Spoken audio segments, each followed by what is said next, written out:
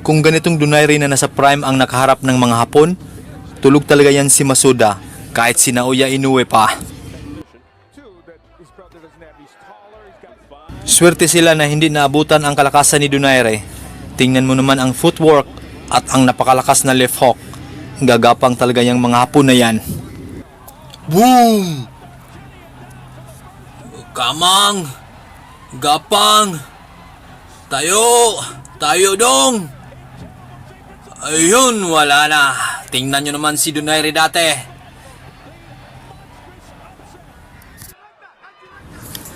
At ito pa oh, kontra Montiel. Nanginse talaga ni Kirig.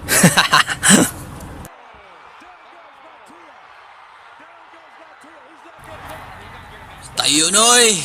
Laban! Tayo! Oy! Wala na! Barag Mantutski!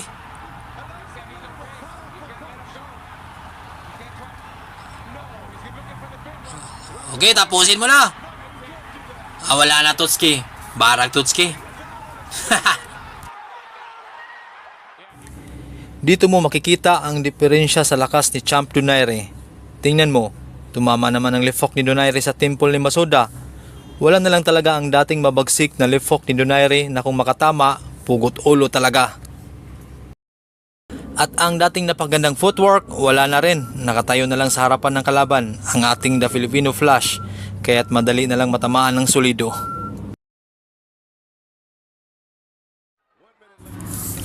Para sa nag-iisang The Filipino Flash, tama na Champ, isa ka ng The Legend at Hall of Famer. Wala ka nang dapat patunayan pa sa mga Filipino at sa buong mundo. Nakasaminto na ang pangalan mo, proud kami sa iyo. Oras na para magpahinga sa boxing at alagaan ang iyong sarili para sa iyong pamilya.